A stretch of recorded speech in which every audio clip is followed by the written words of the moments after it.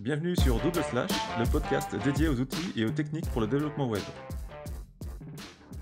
Bonjour à tous, aujourd'hui on est avec Patrick Salut à tous. et sujet toujours hyper d'actualité, on va parler de Jamstack mais surtout de e-commerce. Alors Patrick, toi tu viens de livrer ton premier e-commerce statique, donc totalement Jamstack on va dire.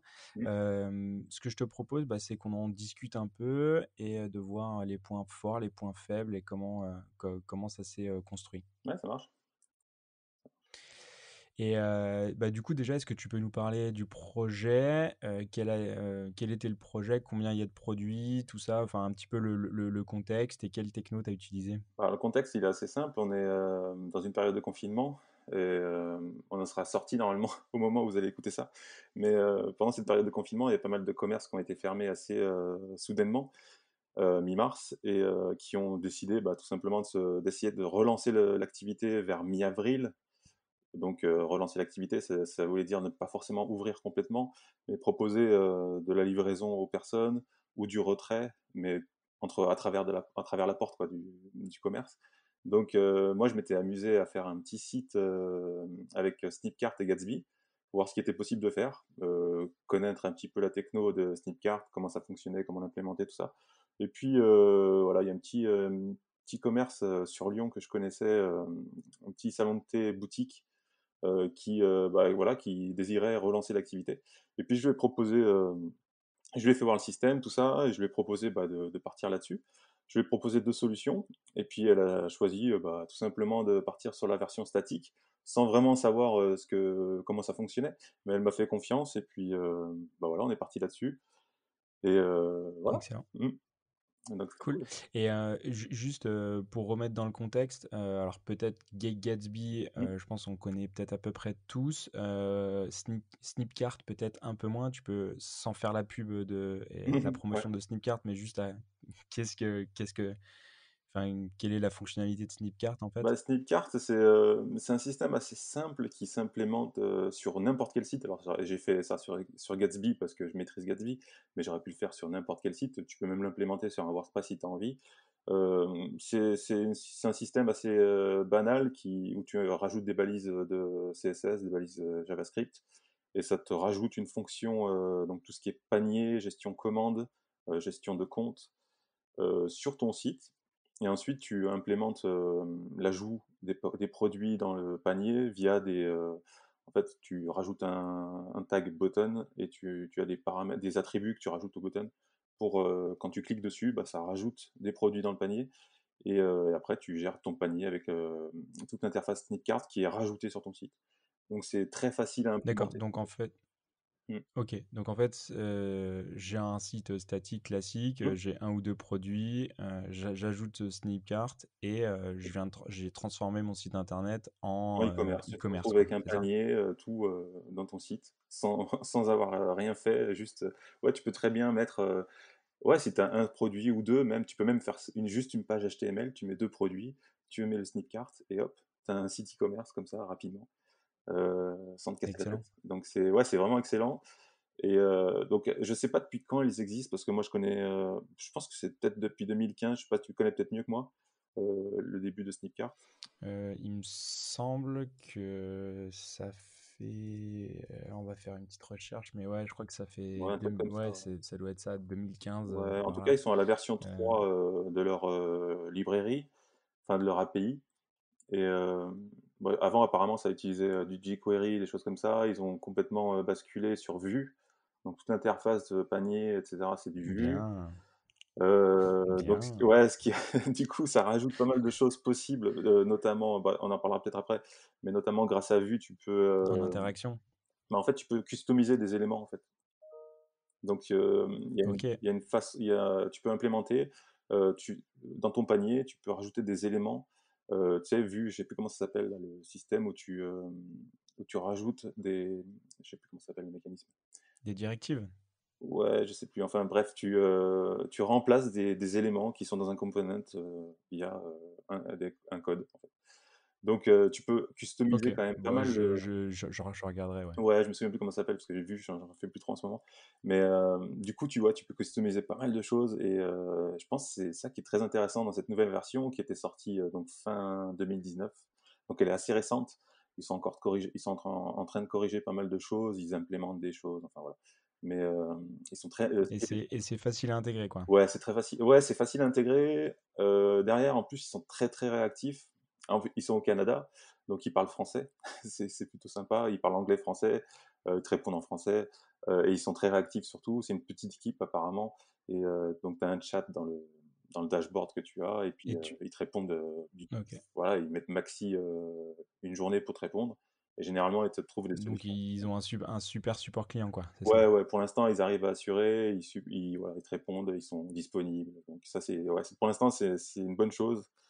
Donc ouais, Et le client final, en fait, lui, il peut payer directement via Snipcart aussi? le client final Heu, du e-commerce, tu veux dire? oui, le client final, en fait, il va sur le site, Hmm. grâce à Snipcart, en fait, il a son module de paiement qui est déjà intégré. Ouais, Donc en fait, c'est ouais, ouais. le panier et le paiement, Le quoi. paiement, la C'est ça? livraison, tout, en fait, tu branches OK, tu fais un compte Snipcart et à partir de là, tu branches, alors nous, c'était Stripe, mais tu as d'autres services qui sont OK. disponibles. Et bah, tu branches Stripe pour le paiement. Alors tu passes par l'interface Snipcart où tu rentres ton numéro de carte bleue, tout ça, mais le paiement est fait sur Stripe. Donc c'est totalement Via transparent. via Stripe. Ouais. Ouais. OK. Par contre, ça ouvre pas une OK, fenêtre en fait, Stripe, c'est vraiment Snipcart. Donc d'accord, en fait, c'est Snipcart qui a intégré, en voilà, fait, un qui est module de connecté. Ouais, paiement, ouais, c'est via ça. Stripe. Mm. OK, donc du coup, pour nous, en tant que développeurs, on a juste à intégrer Snipcart dans notre site et Exactement. Et basta, le c'est ça? client crée son compte Excellent. Stripe, le connecte à Snipcart, et toi tu fais rien en fait. c'est OK. T'as rien à faire. Et du coup, en termes de dev, assez facile à implémenter ou quand même tu rencontré des problèmes sur l'intégration ou en fait sur l'orchestration un petit peu, je sais Alors pas si ça se dit d'ailleurs, sur tout ça? de base, c'est assez facile à implémenter, clairement. Heu, D'accord. Déjà, ils ont une doc qui est bien. Heu, des fois, il faut chercher un petit peu, mais elle est pas mal et c'est assez facile à implémenter. Après, ça se complique quand tu as un client qui veut certaines choses un peu spécifiques, notamment en termes Du genre? de livraison, par exemple. Donc j'ai D'accord. découvert des choses, au fur et à mesure de la demande parce que toi tu voilà, toi nous on est dev, on voit les choses d'une façon et le client lui il veut faire des ventes donc il voit les choses d'une autre façon.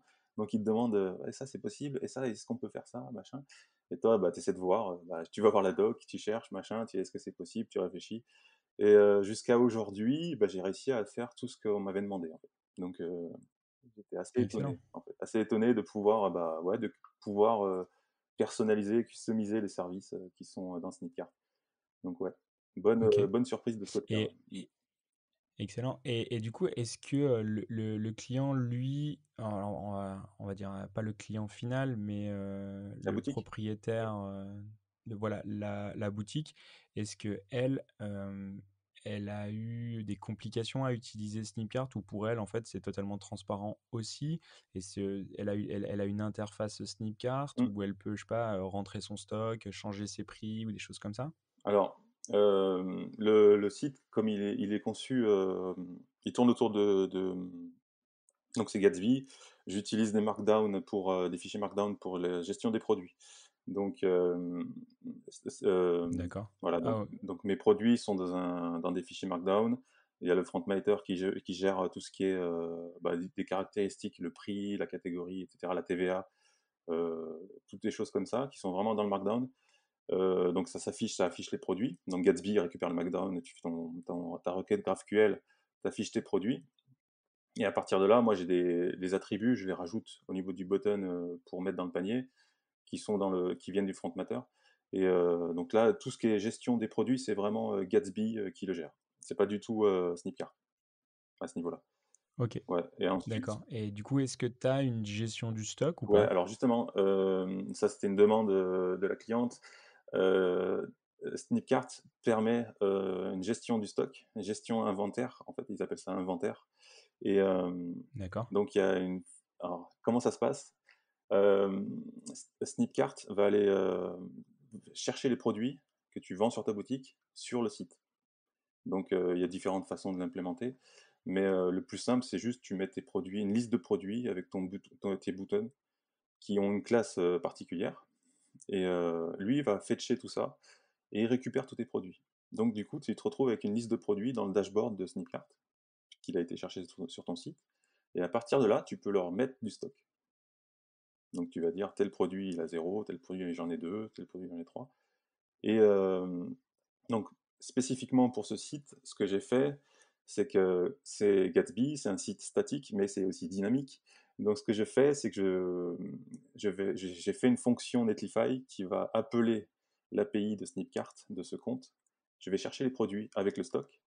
Et moi, derrière, quand la personne se connecte la première fois sur le site e-commerce, je vais mettre à jour. En fait, je fetch en fait tous les produits. Et ceux qui sont pas dispo, je mets pas disponible. Ou alors, voilà. Donc, je gère en dynamique le stock en temps réel, en fait. Ok, donc en fait, si j'ai bien compris, tout l'affichage des produits, c'est du statique Ouais, pur. Par contre, le nombre de, le produit en enfin, stock, ouais. la gestion du stock et le nombre de produits disponibles, Hmm, là, c'est du dynamique c'est dynamique, ouais. basé sur la fonction inventaire de Snipcart. Donc en fait, Exactement. tu mets à jour juste En fait, ouais, le nombre la- d'éléments disponibles. exactement, la cliente met à jour le Et stock sur son bon, Snipcart, sur son dashboard, et instantanément, le site est mis à jour, en fait. Puisque c'est dynamique, à chaque fois que tu vas sur le site, tu as un appel, une requête qui est ok, faite. donc du coup, tu as une requête en fait qui Yeah. part à chaque, À chaque entrée, ouais. alors je sais pas comment, à chaque entrée du site ou Mm. à chaque Ouais, ça affichage se fait qu'une du seule produit, fois. je sais pas. Ça se fait qu'une seule fois, comme c'est un Gatsby et que c'est D'accord, une application web. T'as qu'une fois où c'est chargé complètement et que ça fait l'appel. Donc, du coup, ça le fait une fois, pas à chaque fois que ok, tu visites le site. Du coup, ouais, c'est ok, complètement ça dynamique et marche. instantané, en fait. Tu mets un stock à zéro, 2 secondes après, c'est disponible sur le site. C'est plus disponible Excellent. sur le site. Donc, ça, c'est plutôt magique. Ils ont une API qui est, ouais, où on peut faire pas mal de choses. On peut faire des appels, tout ça. Donc, ouais, ça, c'est pratique. Mm. Ah ouais, donc en fait, tu peux quand même avoir un peu une sorte de business logique si tu veux gérer ton inventaire, peut-être récupérer tous tes clients si tu veux, Oui, je sais pas, l'implémenter sur une sorte de CRM ou des choses comme ça. complètement, ouais. En fait, tu peux extraire toutes ces données Mm. pour justement créer ouais, ou Ouais, faire tu de peux la tout, campagne ouais, marketing oui, ou tu peux des choses brancher. comme ça, quoi. Ouais, il y a une API qui est assez complète et tu peux vraiment récupérer tes commandes, tes clients, enfin tout, ouais, tout, tout. Ok. Et, Et aujourd'hui, tu penses, est-ce qu'il y a des notions de seuil en fait, ou pas du tout?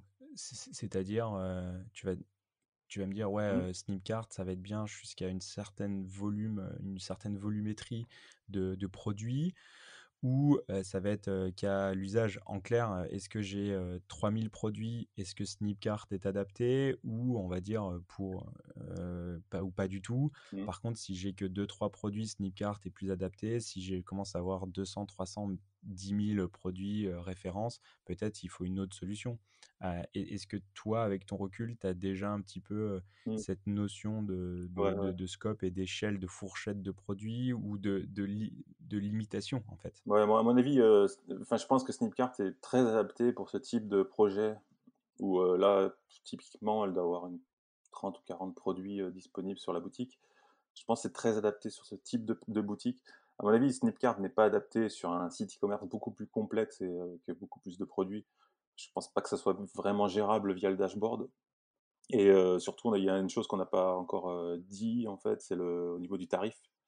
Puisque Ok, au niveau tarif, alors c'est assez simple, hein, c'est Snipcart prend 2% sur le chiffre d'affaires que tu réalises. Et ensuite, d'accord. tu as la commission aussi sur Stripe.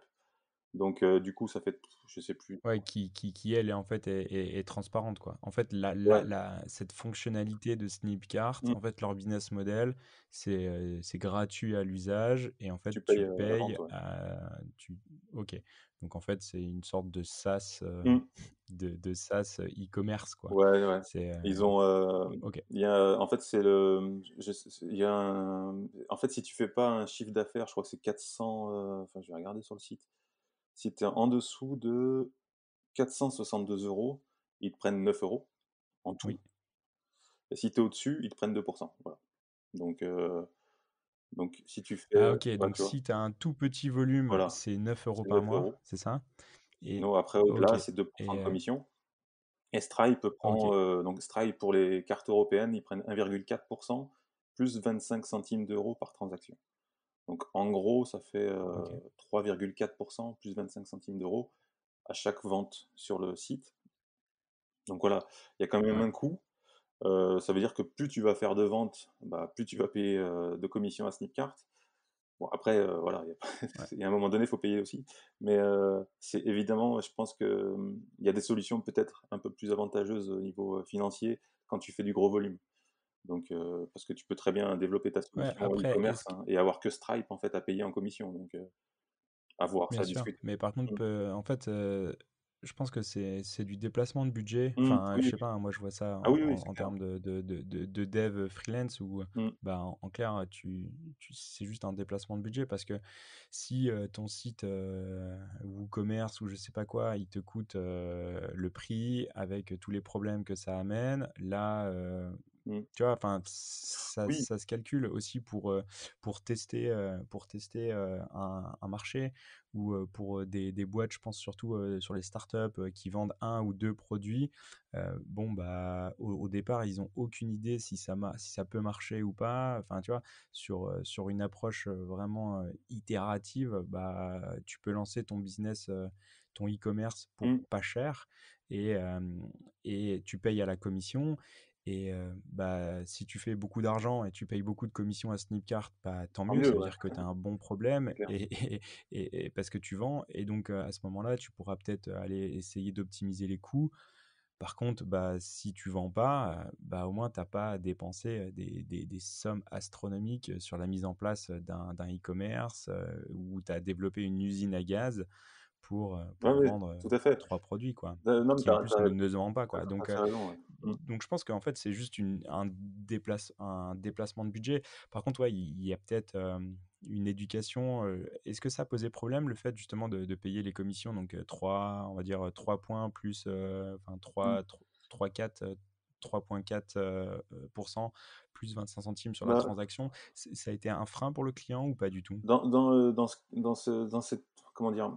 Dans la situation où on est en fait, où elle était complètement fermée, donc aucune rentrée d'argent et sa seule solution pour rentrer, un petit peu d'argent, c'était de faire cette boutique. En fait, non, c'était pas un frein parce que de toute façon, elle avait pas le choix. Donc, après Ouais. ouais, c'est ça en fait, c'était ça ou, tu rentres rien En donc fait, il vaut mieux avoir, 90 de quelque chose, voilà. que 100 de rien, Donc quoi. dans ce cas précis, non, Ouais, c'était pas un problème. Après j'ai été très clair avec elle, sur les commissions, combien ça coûtait et cetera. J'ai même il faut être transparent, Ouais, j'ai eu un évidemment, doute même ouais, à un c'est clair. moment parce que Stripe, prennent plus de commissions sur les cartes américaines. Donc à un moment, j'ai eu un doute, je me suis dit: «Mais attends, Snipcart, c'est au Canada. Est-ce Oui, qu'en étant au Canada, ça va être considéré comme une carte européenne ou quoi?» Non, finalement, c'est quand même considéré comme une carte européenne, donc la commission était bien d'1,4. Mais j'ai quand même fait un test, tu vois? Donc j'ai vraiment essayé d'être le plus tu sais, d'avoir le moins de surprises, de mauvaises surprises après, quoi. Donc ouais, bien mmh. sûr. Mais après, ouais, ce que tu dis, c'est tout à fait juste. Là, on paye une commission, mais en même temps, en développement, ça coûte beaucoup moins cher. Ouais, effectivement, si tu pars sur Shopify, bah, ils ont aussi 2 de transactions et en plus, tu payes un abonnement mensuel, enfin parce que j'ai regardé aussi Shopify, hein, parce qu'il y a des gens qui essayaient de faire des Bien sûr. Shopify, pour, le confinement. Shopify, c'est pas forcément le plus économique non plus et après, ouais, effectivement, si tu pars sur un développement de site alors moi, j'ai vu des commerçants sur, Annecy, là, qui ont lancé des nouveaux sites de vente avec des WooCommerce, mais franchement, le résultat, il est vraiment moyen et puis c'est pareil au niveau, enfin aujourd'hui, je sais pas ce que tu en penses, mais les plateformes e-commerce, enfin je sais pas, moi c'est pas très glamour, hein, tout ce qui est Magento, PrestaShop, et cetera. Enfin, ça donne pas Moi, je envie. pense qu'il y a une notion de seuil, Mmh. je pense, tu vois, parce que Snipcart, avec 100 000 refs, tu vois, bah, ouais, Ouais. c'est peut-être compliqué, tu vois. Après, il faut se tourner vers d'autres solutions, qui, eux, ouais, sont vraiment adaptées. Mais, enfin, j'ai pas testé et implémenté, Snipcart, mais je pense que ça me paraît, vraiment, idéal Mmh. pour, des commerces, avec, assez peu de refs, Je pense que c'est l'idéal, ouais. peu de Mmh. références. ou avec un développement mano, on va dire voilà, on fait un site statique pour éliminer tous les problèmes, hashtag Jamstack. Mmh. On va pas revendre la vertu de la Jamstack. Et je pense qu'en plus, s'il y a des API et derrière, avec du serverless, on peut faire Oui, je pense que toute la connexion. Et puis ouais. même, ça se trouve, je sais pas s'il y a une implémentation avec Zapier, mais ça se trouve, on n'a même pas besoin de coder, quoi. C'est-à-dire, on peut implémenter Snipcart avec Zapier et après pour automatiser la mise en place d'un CRM, de Mailchimp, de tout ça. Donc, je pense il faut repenser toutes les fonctionnalités des grosses usines à gaz qui sont hyper coûteuses à implémenter, à appréhender aussi. Mmh. Ouais, il y a peut-être des notions de seuil à trouver, mais ouais, moi je suis convaincu que plus c'est léger, plus c'est modulaire et plus on arrive à avoir une qualité à la sortie qui est super intéressante, quoi. Ouais, ouais, je pense que, ouais, bah, ce que tu dis, ouais, c'est avec l'API, je pense qu'il y a certainement moyen de faire, si vraiment tu as beaucoup de références, de brancher ça avec un petit back office, simple ou ouais. Là dernièrement, j'ai rencontré, enfin j'ai discuté avec une commerçante, une e-commerçante qui a un WooCommerce, donc pour vendre des vêtements et elle y va jamais dessus, en fait, parce que son WooCommerce est branché à un CRM, je sais plus le nom, qui est assez connu là et en fait, elle fait tout via le CRM. Salesforce, Non, c'est pas Salesforce, c'est un autre là, tu sais qui bah, je t'avais demandé, je crois, pour, Pipe, Pipedrive, non, je sais plus, mais bref, HubSpot, ouais, non, j'ai oublié le nom, qu'importe, mais en fait, elle se c'est branche pas grave. jamais sur son WooCommerce. Elle fait tout. En fait, le CRM est branché au WooCommerce et elle gère ses produits et ses commandes, tout ça, via le CRM. Donc effectivement, quand tu vois cette utilisation, tu te dis: «Bah, quel intérêt, en fait, d'avoir un WooCommerce?» Peut-être Snipcart avec l'API, je peux Mm, faire la mm. même chose. Donc ouais, c'est à discuter, c'est à voir, en fait. Après, ça dépend peut-être, ouais, c'est à discuter, c'est à présenter aux clients différentes options et puis voir avec le Non, je pense volume, qu'il tout faut ça. vraiment Mmh, écouter et écouter le besoin et appréhender aussi l'utilisateur, c'est-à-dire le commerçant, le mmh, e-commerçant en fait qui va vendre ses produits, quelle est son appétence et sa capacité à gérer un outil informatique. mmh. Tu vois, si l'outil qu'on lui met dans les mains, c'est une usine à gaz et il lui faut je sais pas combien de temps pour l'appréhender, bah, ça va être Ah bah, ça, compliqué. c'est clair. Ouais. Il y a aussi s'il est tout seul, s'il y a une équipe, s'il faut implémenter une sorte de gestion des droits, hem, quelles sont aussi les ambitions de la boîte. C'est-à-dire, OK, aujourd'hui on a 10 refs, par contre on a pour ambition, dans l'année de, passer à 10 000 refs. Bon, bah, OK, est-ce que ça scale? En fait, c'est comme tout, je pense qu'il n'y a pas de solution miracle absolue, Mmh mh, mmh. à tout. Ouais. Tout est custom et je pense qu'il y a un outil pour chaque usage et avoir différents outils, bah, en tant que nous, dev, c'est super intéressant de savoir, OK, bah, j'ai Snipcart en possibilité, Mmh. voilà, j'ai différentes solutions, ouais, j'ai différents outils dans ma boîte à outils, quoi. Et après, je viens chercher Ouais, c'est ça, de toute façon, oui, oui. l'outil le plus adapté à mon client. Et ça, c'est la discussion avec ton client, ou quel est clairement son besoin, la définition de son besoin. Super important, Ouais, c'est quoi. clair, c'est clair. Super, Ouais, de toute façon, super c'est important. notre rôle, de toute façon, de présenter différentes options. Voilà, Bah de ouais, pas rester bloqué sur, «Ouais, moi, je fais que du WordPress et du WooCommerce et voilà, ça va faire tout». Non, c'est bien d'avoir, voilà, différentes options. C'est ce que j'ai fait, hein. Je lui ai présenté, exactement. je lui ai dit: «Voilà, j'ai Snipcart et j'ai aussi WooCommerce si jamais tu veux partir sur un WordPress, voilà, qu'est-ce que tu préfères?» Elle a choisi, Snipcart. Après, elle a choisi Snipcart, bon, elle savait pas vraiment, elle m'a fait confiance, mais par exemple, le coup du statique, je lui ai pas vraiment expliqué parce que de toute façon, elle, c'est pas qu'elle s'en fout, mais c'est enfin voilà, elle, elle vend son produit. Après, comment ça marche derrière, Exactement. c'est pas son problème. Ouais, Enfin, souvent, les personnes comme ça, effectivement, comme tu dis, ils ont pas forcément le temps de passer, enfin, des heures sur, l'admin à gérer tout le truc, donc c'est vrai que l'admin, si elle est facile à prendre en main, c'est vraiment, c'est un avantage et puis, exactement. Après, tu sais, on dit souvent que quand on est vendeur de marteaux, on voit des clous partout, ouais, quoi. c'est ça, ouais. Tu vois? Parce que, bah ouais, parce que dans ma boîte à outils, j'ai qu'un marteau, donc Ouais. bah, je vends que des marteaux, donc bah, Mmh. tout problème est un clou. Non, non, je pense pas. Je pense qu'il faut vraiment discuter Et je pense que aussi le plus important, c'est quand même que la relation de confiance que tu as avec ton client, tu vois, Mmh, où ton client, lui, il a entendu parler de WooCommerce. Donc évidemment que ça va sortir à un moment donné dans la discussion, mais à la fin, c'est quand même toi le pro et c'est toi qui a un devoir de conseil et d'être le plus exhaustif justement sur ton choix. Mais pour moi, c'est quand même toi qui reste le pro et qui doit guider et un petit peu éduquer aussi au moment, enfin, si le client a besoin mmh. pour faire les bons choix, quoi. Ouais, ouais, tout à fait, ouais. Mmh. Donc ouais, non, ça c'est plutôt cool. Et en termes d'hébergement, tu as mis ça sur quoi? Alors j'ai utilisé Netlify. C'était la première fois que j'utilisais Netlify. J'avais peu d'expérience dessus. J'avais juste joué un petit peu avec. Moi, j'étais plutôt sur Now qui d'ailleurs qui viennent récemment de changer un Mmh, petit je peu crois que leur concept. Et bah, non, je crois qu'ils ont changé de nom, non? oui, ils ont changé de nom, mais ils ont aussi comment dire, réorienté. Je sais pas trop en fait. En gros, ils ont réorienté leur business un peu vers ce que fait Netlify en fait. Ils sont plus partis vers du SaaS Ah, en fait. Euh, OK. mais le système est génial. Now, enfin moi j'adore le système. Là, j'ai encore utilisé dernièrement. C'est vraiment top. Mmh, c'est différent. En fait, la Bon, tarification, tout ça est différente de Netlify, mais Netlify, ouais, j'avais peu d'expérience avec. Là, j'ai mis vraiment les mains dedans. Et enfin, toi, tu es un gros fan de Netlify. Et j'avoue que oui.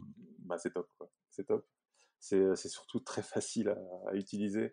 Et en fait, tu te demandes après pourquoi tu passes autant de temps à régler tes serveurs, tout ça, quand tu utilises Netlify. En fait, en 2 secondes, tu mets ton site en ligne, machin. Enfin, c'est magique. Mais bien sûr, après, je vais pas faire l'apologie de Netlify parce que, Mm. enfin, de manière très exhaustive, c'est sûr, quand tu es tout seul et que t'as pas d'équipe, bah ouais, t'as pas de DevOps avec toi, quoi. Donc ta mise en prod, là, elle est d'une simplicité. Tu peux rollback comme tu veux, tout. Bah ouais, c'est simple, quoi. C'est super simple, c'est rapide et c'est facile. Mm. Après, il y avait des limites. Enfin, il y a aujourd'hui des limites sur ton nombre Ouais. de builds. Et t'avais un peu une appréhension là-dessus ou Ouais, pas? ouais, j'avais une appréhension parce que, alors, le système, il est assez. Alors, comment ça fonctionne? Je vais expliquer un petit peu. Donc, j'ai forcément le code hébergé sur GitHub. Bon, ça aurait pu être GitLab, hein, mais là, je suis sur GitHub. Donc, tout mon code source est sur GitHub. Donc, mon site Gatsby est développé et hébergé là-bas. Donc, pour la gérer, l'admin, je lui ai rajouté une couche avec Forestry, donc qui permet de gérer. Alors, Forestry aussi, super système qui permet de gérer les fichiers Markdown. Et donc ça fait une admin. Alors, Forestry, Ouais. juste petite parenthèse si tu me permets, Forestry, en fait, c'est un CMS Mmh. headless, c'est-à-dire Voilà. c'est un gestionnaire ouais, content management system Mmh.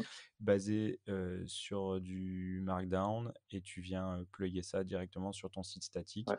Donc, tu as un CMS au-dessus d'un site statique, Voilà. c'est ça? Ouais, c'est ça en fait. Forestry Parfait. marche essentiellement avec des fichiers Markdown. Donc tu as un fichier de config où tu définis donc tes sections. Donc moi, il y avait des pages et des products. Et ensuite, tu définis les champs que tu vas utiliser pour remplir le front matter. Et ensuite, tu as une zone Ok. éditable pour tout ce qui est le contenu classique. Donc c'est vraiment. Donc, ton client, Elle passe. donc c'est-à-dire le Ouais. e-commerçant, elle a accès via Forestry. Voilà, les produits, elle les gère via Forestry. Elle gère les pages du Ok. site et les produits, parce que je lui ai mis une petite section pages pour qu'elle puisse rajouter des pages, mentions légales, etc.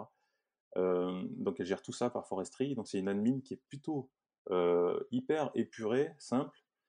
Elle l'a pris en main, mais j'ai même halluciné. En fait, j'ai même pas expliqué en fait, comment ça marchait. Elle avait déjà édité des produits, j'avais même pas eu le temps de lui expliquer. Donc enfin vraiment, c'est hyper simple à utiliser, c'est vraiment bien fait. Ça se plug ouais, vraiment très rapidement. Tu fais ton fichier de conf à la main ou tu peux le faire via l'admin Forestry. Mais voilà, en 1 heure, 1 heure et demie, t'as tout configuré et t'as une admin. Voilà, t'as une admin pour ton site. Donc là, je lui ai donné un accès là-dessus Ok. pour tout ce qui est gestion des produits, les photos, enfin, la description, etc., les prix, les TVA. Je vais rajouter plein de possibilités. puisqu'il y a plein de choses qui sont utilisables au niveau de Snipcart. Et ensuite, Dac. donc à chaque fois que moi je fais un changement au niveau du code ou elle fait un changement au niveau du contenu via Forestry, Netlify est branché sur GitHub, donc automatiquement il va déployer le site. Donc il y a un auto-deploy Netlify, et donc ça déploie le site sur Netlify et il est disponible dans sa dernière version. Donc je lui avais expliqué, puisque elle c'est pas trop statique, dynamique, etc. J'ai essayé de lui expliquer, mais bon. Je lui ai juste dit, bah écoute, quand tu fais une modif sur Forestry, bah en général ça prend à peu près 1 minute 30 pour être en ligne. Il m'a dit, ouais, ok, d'accord, ça marche. Et puis bah voilà, il n'y a pas de problème en fait. Terminé. Ok. Problème, terminé. Alors que nous, on était là: «Ah non mais 1 minute 30, tu Ouais, nous on est toujours imagines? stressés en fait. C'est 90 secondes!» Tu là: «Ah ouais?» et le client: «Bah OK, Ok, bah c'est pas normal. de problème. Ouais, ouais. OK, bon bah voilà» Donc c'est pour ça, des fois, on et est peut-être des terminé. fois un petit peu plus Ouais, bien sûr. flippés que les clients en fait. Enfin, eux, voilà, son intérêt, c'est de pouvoir éditer les produits sans passer par nous, en fait, en gros, hein, sans passer par un dev. Elle Bien édite sûr, lui, être voilà, être autonome autonome. sur la gestion de son contenu, Et évidemment. puis ça se met en ligne tout Ouais. seul, 1 minute 30, c'est pas la folie. Voilà, donc ouais, Netlify, il y a des limites aujourd'hui de 300 minutes de build. Euh, c'est pas tellement limité au niveau du nombre de builds, mais plus au niveau des minutes de process. Et au début, ouais, j'étais un petit Et peu tu peux pas flippé en fait. optimiser ton build?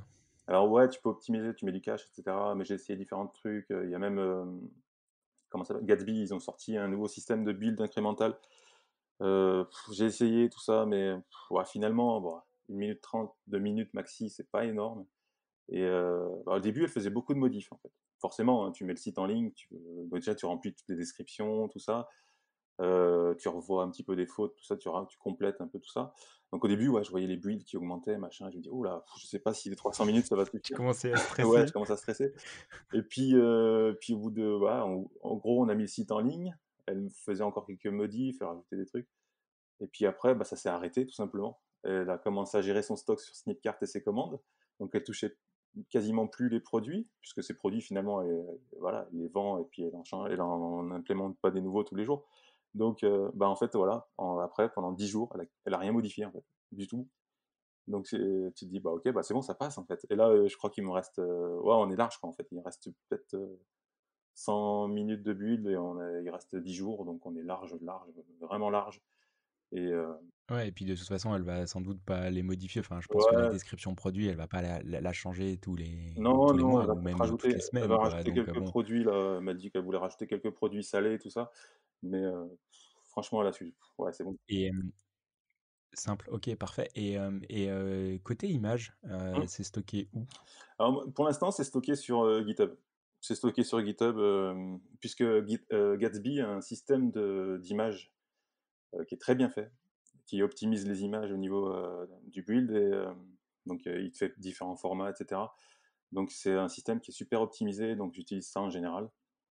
Donc ça passe très bien. OK, mais est-ce que le client a la main Ouais. pour, faire une mise à jour, de je sais pas, par exemple, elle a un cookie, elle a fait un nouveau cookie, Mmh, elle prend en photo son cookie mmh, et elle l'intègre directement depuis ouais, Forestry et ça va dans ta codebase et ta codebase est mis à jour, tout à fait. Ouais, ouais. sur Ouais, ouais, GitHub, sur c'est ta ça? fiche produit, tu as un champ photo et tu télécharges la photo. En fait, sur Forestry, tu as une gestion des médias. D'accord, Par contre, c'est pas multi-dossier, c'est juste un dossier upload qui est dans ton Gatsby, dans ton dossier, dans ton projet. Et OK. il te met les photos dans ce dossier. Et après, Gatsby le récupère avec le chemin. Et puis, voilà, il la met en ligne. Non, non, elle peut, ouais, ouais, elle gère complètement les OK. photos, tout. C'est Alors, ça peut amener des problèmes, sur le scale, quoi. C'est qu'en fait, à chaque mmh, fois, qu'elle met à jour un produit, avec une mmh. image, ça vient charger ta codebase, quoi. Du coup, est-ce qu'il y aurait peut-être pas moyen de mettre ça sur un Cloudinary ou Ouais, S3 ou un truc comme ça? il y aurait, oui, oui, je Peut-être pourrais, dans une amélioration, quoi. oui, tout à fait, je pourrais très bien mettre ça sur Cloudinary. Et après, je resterai quand même sur le système de Gatsby Image qui est vraiment, vraiment bien. Et du coup, au niveau du build, j'irai quand même télécharger la photo pour la mettre sur Netlify. en hébergement OK. sur Netlify. Mais oui, je pourrais très bien la mettre sur, Cloudinary pour éviter de charger le code, GitHub, enfin le compte GitHub. Mais, Ouais. enfin sur 30 ou 40 produits pour l'instant ça va quoi. Ouais, J'ai c'est pas un point bloquant. Mais en tout cas, non. ouais, c'est un truc intéressant. Mmh. Ouais Excellent. Excellent, et excellent. du coup, Et ce plugin, ouais, dis-moi? non, du coup, je voulais juste finir sur Non, Netlify, en fait. Parce que j'avais, donc, ouais, bien sûr. Netlify, donc on avait ce système de build automatique, machin, tout ça. Et j'ai aussi, donc on en parlera peut-être après, mais j'ai fait donc pour la gestion, par exemple, du stock en dynamique, Yes. j'ai utilisé les fonctions, Netlify.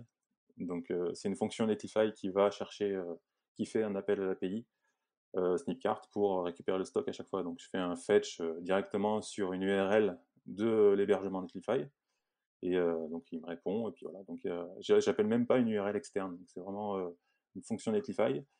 Et puis donc il y a aussi une gestion fonction qui gère la livraison. On en parlera après dans les customisations de Snipcart, mais et aussi le formulaire. Donc on a dans la version gratuite, on a une centaine de messages possibles par le formulaire, le form. Et donc je lui ai mis un petit formulaire pour que les gens puissent la C'est un contacter. formulaire de contact classique? Ouais, bah, j'ai fait un formulaire de contact, en React qui est en Ajax entre guillemets comme on dit. Donc voilà, mais ça D'accord. marche très, très bien, ouais, tu as une centaine de messages donc pour, quelqu'un, qui a une boutique, enfin pour un site classique, qui a un trafic assez, moyen quoi, je pense que 100 messages, tu as largement de quoi faire.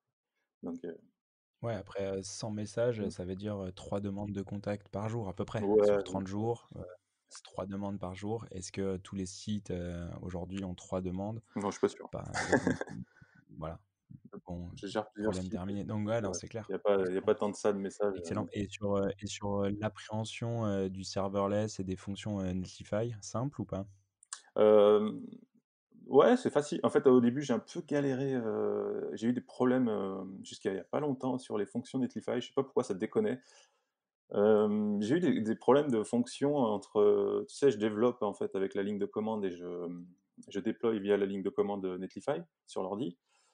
Oui. Et j'avais aussi le déploiement automatique sur GitHub et en fait, je sais pas, il y avait des problèmes, en fait, de temps en temps, j'ai eu des soucis entre, les fonctions qui se lançaient pas, en fait, sur, Netlify.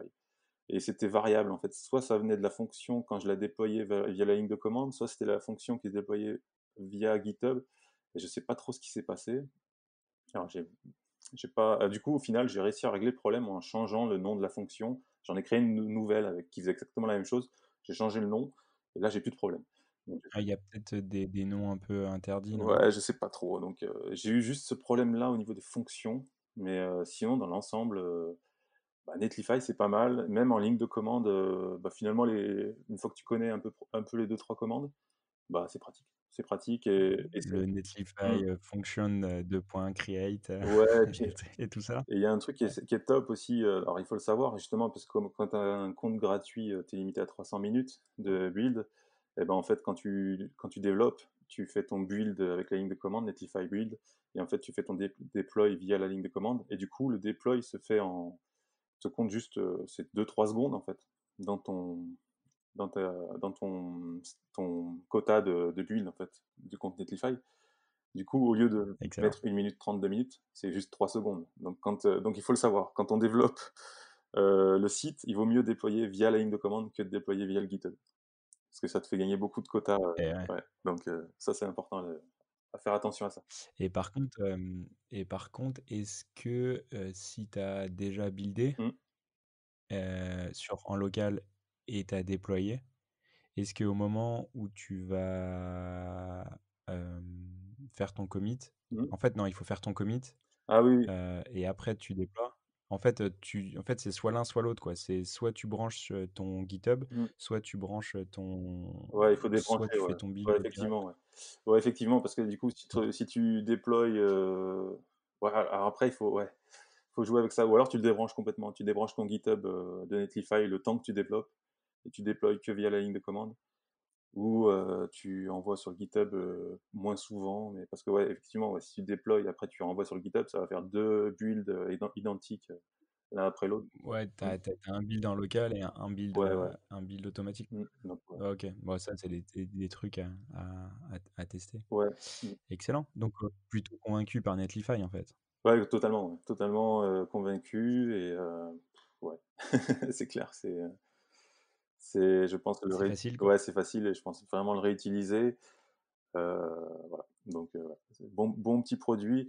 Après la version gratuite est bah, voilà, elle est gratuite, mais après la deuxième version, je sais plus combien c'est, 40 ou un truc comme ça, bah, c'est pas si cher non plus parce qu'après, bah, si tu as plusieurs sites, machin, tout ça, que tu voilà, que tu as des clients, bah, c'est pas si cher que ça, donc enfin à mon avis, quoi. Je sais pas ce que tu en penses, mais 45 par mois, donc Ouais. c'est pas Je pense que, bah, c'est comme tout, hein, mmh. c'est est-ce que tu pas meilleur temps, de créer un compte, pour ton client et c'est lui qui paye Ah et oui, tout c'est ça. ça, Enfin, c'est tu ça, vois, moi, je ouais. suis Mmh. pas trop partisan de marger là-dessus, et je préfère que mon client, il me paye pour la prestation que je lui fournis, que ça soit du support, de la Mmh. du que sais-je, mais Oui, oui. comme ça, c'est lui qui paye Netlify. C'est lui en fait et je suis totalement transparent sur, les outils et lui, il paye les outils et moi, il me paye, sur, mon savoir-faire et mon service. Après, c'est ma vision.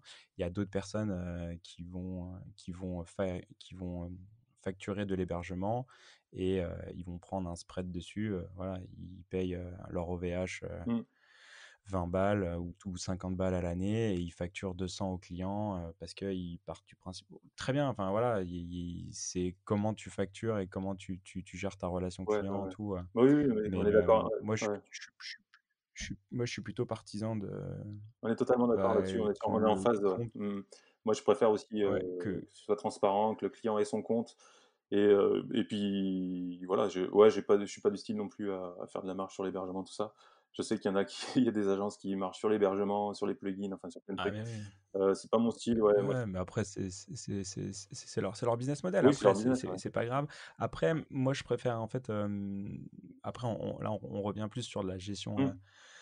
commerciale et de la gestion, vraiment de ton client. Mais, moi je préfère, être super clair et transparent et surtout en fait, il n'est pas tributaire, de Alex Duval, quoi. Si demain il veut partir, et aller Exactement. voir et Mmh. travailler avec un autre prestataire, il peut et il a tous ses accès. Mmh.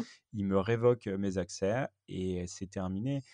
Et je pense que le lien commercial que j'aurai à travers ça, de lui dire, «Tu as toutes les clés, tu peux me sortir quand tu veux», je pense que le lien est d'autant plus fort, heu, que, justement, il peut partir à tout moment et c'est lui qui fait le choix volontaire de rester et de continuer, à travailler avec moi et je pense que le lien est d'autant plus fort encore, je pense. Ah oui, oui, ouais, ouais, moi je suis pareil, j'ai le même esprit, enfin je veux pas loquer, le client, si demain il veut partir, voilà, on n'est pas à l'abri, d'un changement, de stratégie ou quoi, ou n'importe, enfin voilà, si tu veux partir, tu pars, il y a pas de souci, on n'est pas menotté donc oui, c'est pour ça que les Bah, ouais, accès, donner tous les accès, être transparent, comment ça marche, tout ça, c'est très important, ouais. Mmh.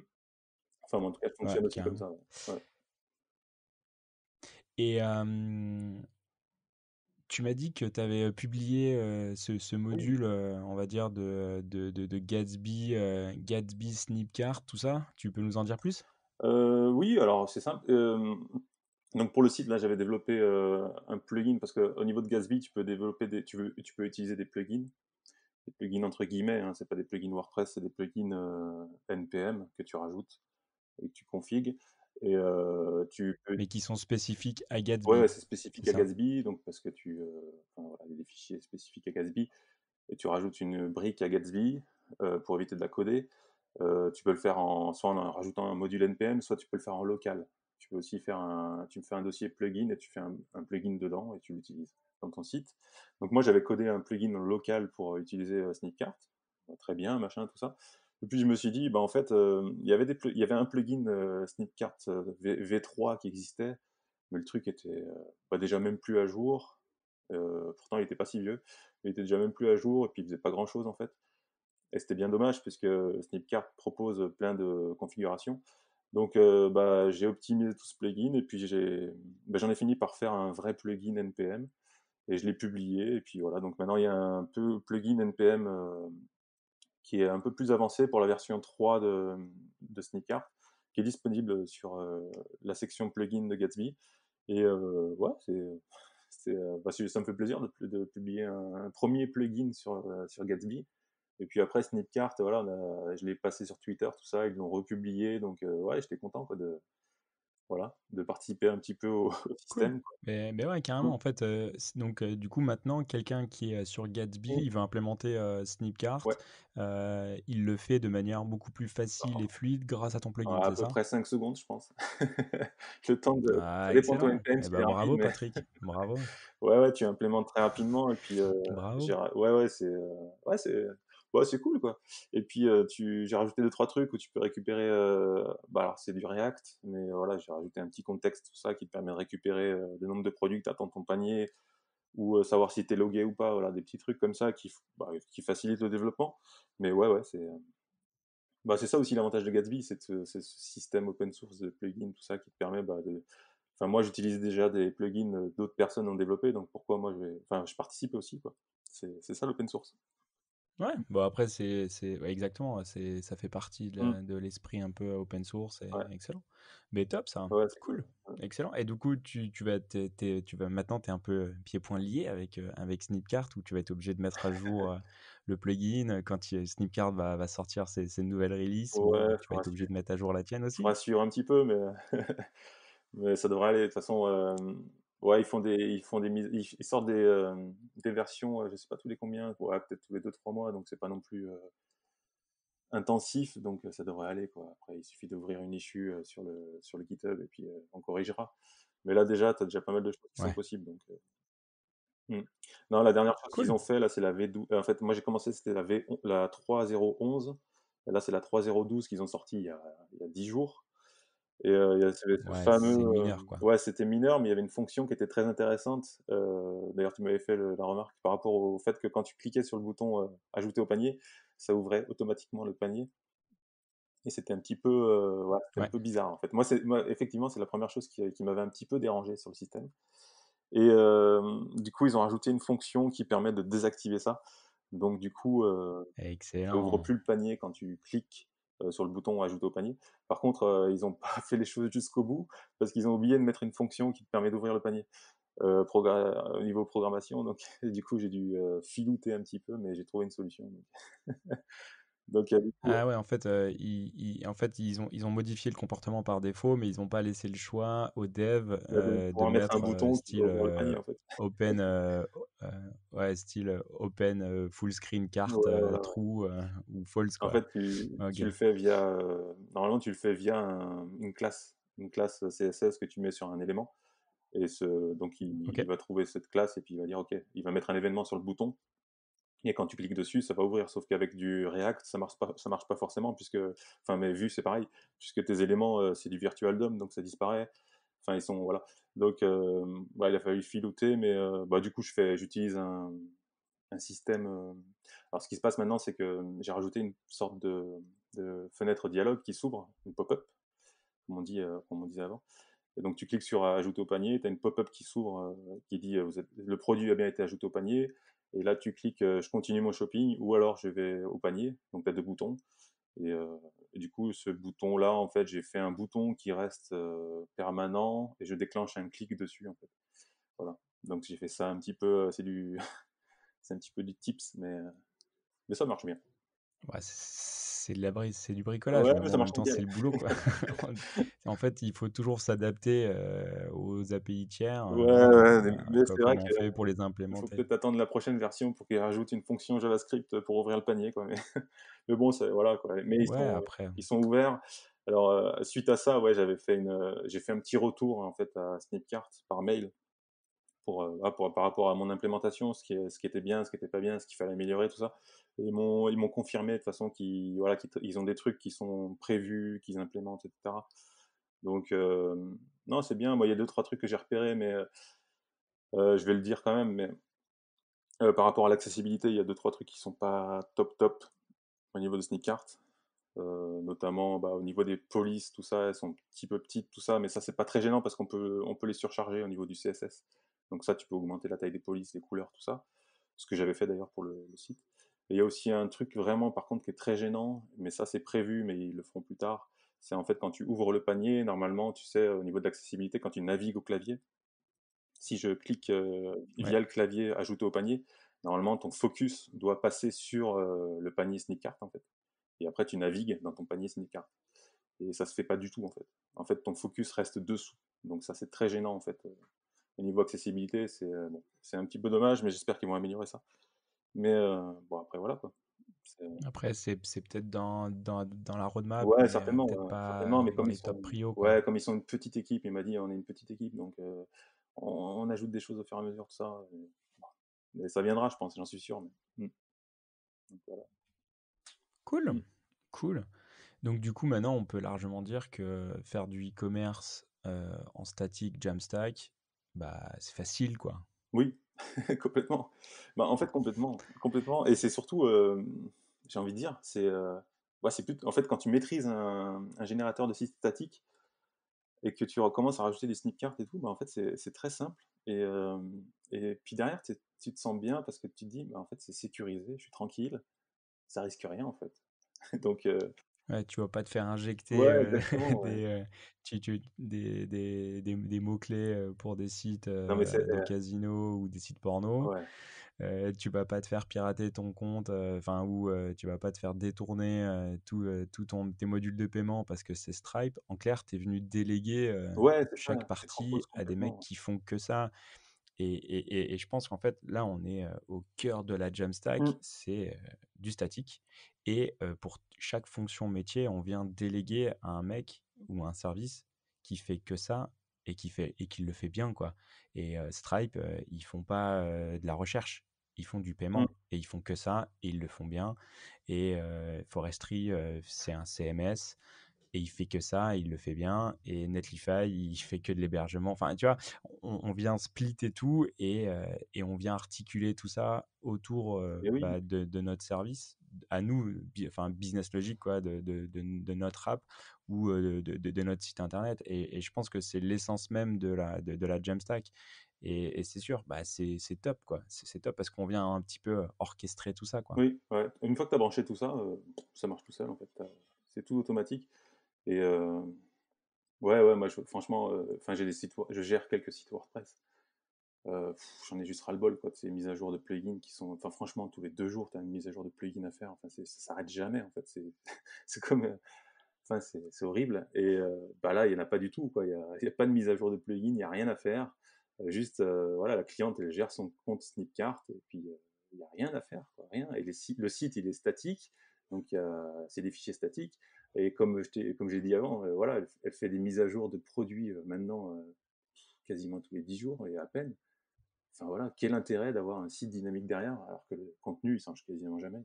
Ouais, avec la contrainte de Et maintenance, oui, la oui. contrainte Et puis de vitesse aussi. comment d'avoir un service qui tourne tout le temps. Ouais, En enfin, termes de vitesse, je quoi. pense que les bienfaits, ouais, ouais, non, mais les bienfaits sont plus que. Ah ouais, mais je te dis, là, donc je te disais, une commerçante que je connais sur Annecy qui a lancé enfin, qui a lancé son site. C'est un WordPress avec un WooCommerce. Mais le site, il est hyper lent, quoi. Le site, il met 2 heures à charger chaque page. Là, le site e-commerce statique, c'est instantané, quoi. Donc, ouais. Est-ce que tu penses que c'est une stack qui pourrait marcher at scale? Ce que j'entends par Hmm. là, c'est est-ce que, même si je suis pas super fan des boilerplate et tout ça, mais est-ce que en fait, tu pourrais rendre un petit peu ton implémentation, ton e-commerce un peu, on va dire, générique, peut-être pas automatisable, mais en clair, demain, tu as un client qui vient pour son site statique, bam, enfin pour son site statique e-commerce, j'entends, Hmm. euh, et bah ouais, d'implémenter ça hyper rapidement pour te concentrer que sur du design, en clair, de lui sortir une singularité dans son site internet, mais ce qui te permet en fait de développer et de mettre en production un site e-commerce de manière très rapide. Hmm. Est-ce que tu penses qu'aujourd'hui, l'outil, comme tu l'as articulé, donc c'est-à-dire Gatsby, Netlify, Forestry, Snipcart, GitHub pour orchestrer tout ça, mais est-ce que aujourd'hui c'est totalement scalable ou il y aurait encore un petit peu des améliorations à faire, des petits tweaks à mettre pour rendre l'outil un peu scalable et rapide à mettre en prod pour un nouveau client? Bah, c'est marrant que tu me poses la question parce que justement, je suis en train de travailler là-dessus parce qu'en fait, c'était un peu le but de ce site, c'était de voir ce qui était possible. Et ouais, l'idée, c'est de pouvoir sortir un site e-commerce assez rapidement. Alors, l'intérêt bah, de toute façon, oui, parce que Snipcart, bah, ça change pas, il suffit de le brancher. Forestry, bah, je le branche, enfin tout ça. En fait, finalement, oui, comme tu dis, il n'y a que le design qui doit changer. Éventuellement, la position, enfin, comment dire, l'UX un peu des pages, tout ça, mais ouais, c'est ça le but. C'est comme on est sur du Gatsby, du React et des components qui sont réutilisables, c'est de pouvoir sortir un site e-commerce assez rapidement et beaucoup plus rapidement. D'ailleurs, j'ai essuyé pas mal de plâtre avec le premier site là. Donc ouais, d'ailleurs, j'ai quelqu'un qui m'avait demandé, une commerçante de Lyon, une autre, qui m'a demandé s'il y avait possibilité de faire un site le même.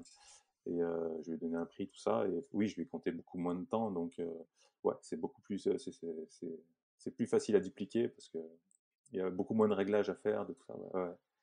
On est tellement dedans. Ouais. OK. Et ouais, donc du coup, ouais, intéressant, intéressant parce que clairement, toi maintenant, en termes de commercial, tu viens avec une solution Mm. que tu peux proposer à tes clients ouais, de tout, enfin, d'un package e-commerce et tout en respectant bah, tes convictions, on va dire, Ouais, technologiques et tout en préservant aussi ton expérience développeur où tu as pas à gérer justement toute cette maintenance et en gardant une qualité de produit final ouais, ouais, ouais. bah, sur des standards Ouais, ça me que fait, moi, ouais. enfin, que on considère comme top. Ouais, ça me fait un exemple. Et puis, ouais, derrière, enfin, moi, je sais que j'ai confiance, là. Le truc, il est robuste.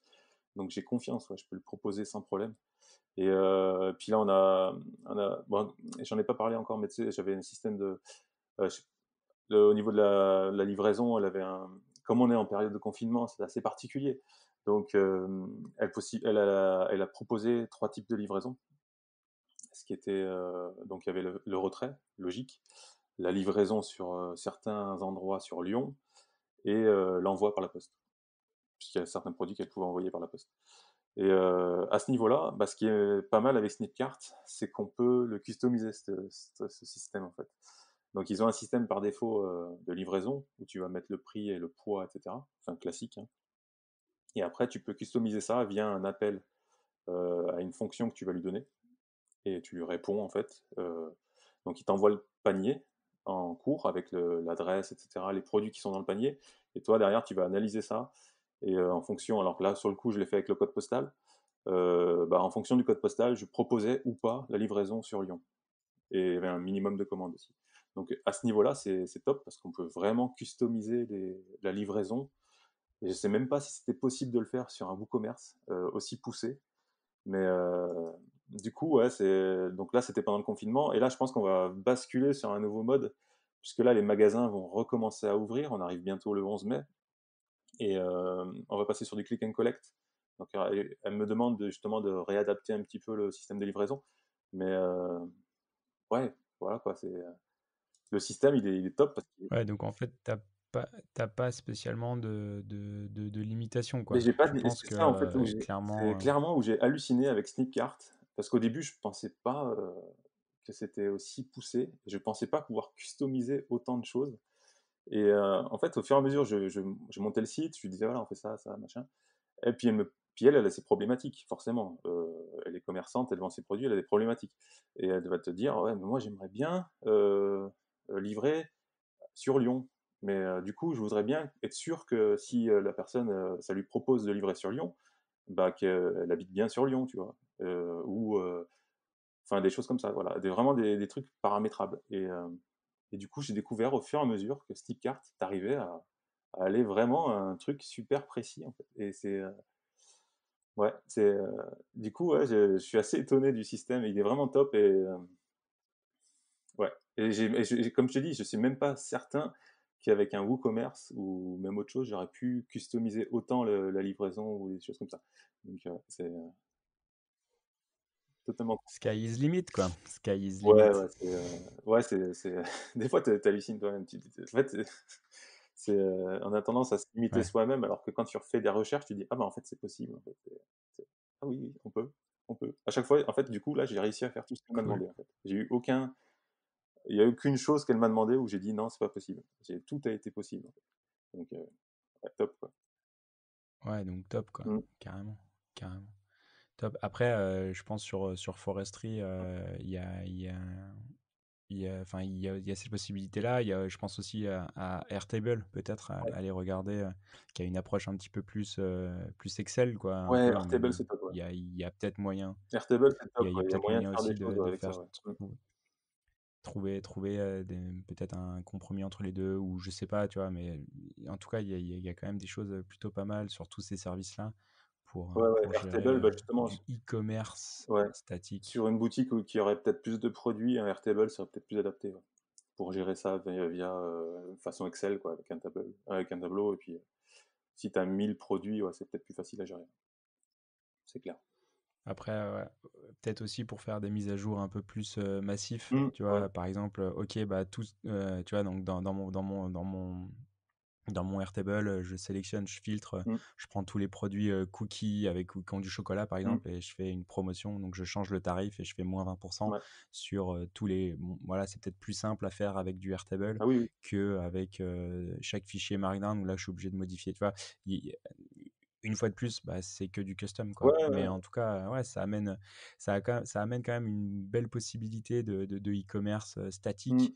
Donc, Totalement, c'est plutôt totalement. cool. Ouais, Excellent. Airtable, je suis très fan Excellent. et en plus, ce serait totalement possible puisque Gatsby, la grosse force de Gatsby, c'est de pouvoir se brancher à tu peux avoir du contenu qui vient de différents endroits. Différentes sources. Je pourrais très bien avoir les Ouais, pages qui sont sur Forestry et les produits qui sont sur Airtable et mixer tout ça et faire le site. Et ouais, c'est clairement, ouais, c'est excellent. clair que ce serait beaucoup plus facile à gérer sur Airtable, une liste de produits. Il y a juste un petit truc sur Airtable, c'est qu'à ce jour, il me semble qu'il n'est pas possible d'avoir des webhooks. Donc ça voudrait dire qu'il faudrait trouver un système pour qu'on puisse builder le site. Oh, À Patrick, moins que tu aies un... si c'est qu'un problème de Oui, webhook oui, non mais... de mise à jour, tu vois, en fait, on vient créer. Enfin, Mm, là, moi, j'ai déjà regardé le truc. Je pense il y a moyen de déployer un, un build, bah, depuis une fonction Netlify. oui, oui, Donc, oui, tu viens coder quelque part et bah, ton bouton, en fait, bim, il déclenche ton build. ouais, Donc, le client fait toutes ses modifs sur Airtable. Une fois qu'il a terminé, tu dis, bah voilà, une fois que tu as fait toutes tes modifs, tu vas sur telle page, tu appuies sur tel bouton et bim, et ça lance le build. mm, Donc, du coup, après, peut-être que maintenant, sur Airtable, ils ont mis un webhook possible, tu vois. Peut-être que ça a été implémenté. Si c'est pas le cas, je pense que nous, on peut le créer, mm. tu vois, pour déclencher un build automatiquement Ouais, ouais, ouais. sur Oui, oui, c'est un tu vois, détail, une c'est un détail, simple ouais. fonction. C'est un détail, mais non, non, mais je crois qu'il y a pas de webhook, mais Mais c'est prévu qu'ils en rajoutent. Et je sais que c'est dans le pipe, mais dans la roadmap, tu vois, ouais. donc c'est en plus solution temporaire, tout. Mais ouais, je pense que, enfin, si c'est Oui, que c'est que ça, ouais. ça, C'est pas la grand-chose. limitation, C'est clair. ouais, je pense qu'il y a moyen qu'on Oui, il trouve, y a toujours une qu'on solution. trouve un truc. Mais ouais, il y a toujours une solution, plus ou moins Mmh, acquis, mais ça marche toujours, quoi. yes. Mais cool, excellent ce Ouais, petit ouais, bilan de e-commerce statique. mmh. Ça amène de belles perspectives. Bah, ouais, c'est quand même intéressant. Franchement, enfin, j'ai pris beaucoup plus de plaisir à développer ce site que si je l'avais fait avec un WooCommerce ou un PrestaShop, clairement. Donc, enfin, moi, en tout cas, je vais pousser là-dessus. J'aime beaucoup le concept. Comme je te dis, c'est robuste. Je suis sûr du produit. Et là, je le connais vraiment bien. Je sais vraiment ce qui est possible de faire et ce qui est pas possible. Donc, moi, enfin, en tout cas, je vais continuer sur cette voie. Et ouais, je vais le proposer au maximum. Là, je pense que je vais essayer de proposer ça à d'autres commerçants dans les prochaines semaines. Et puis, on verra si ça accroche, quoi. Voilà. Super. Mm. Merci Patrick. Bah, merci à toi pour ce petit podcast. Excellent. Bah, je te propose qu'on termine là-dessus. Ouais, Et puis, bah, de toute façon, on mettra tout dans les notes de toute façon, comme d'hab. oui, oui, oui, carrément. Bon, bah, Ciao, ciao, ciao, merci merci. à tous. Retrouvez Double Slash sur vos plateformes de podcast préférées et sur le site internet du podcast www.slash-podcast.fr. Sur le site, vous allez retrouver tous les liens des épisodes, des références évoquées durant l'émission.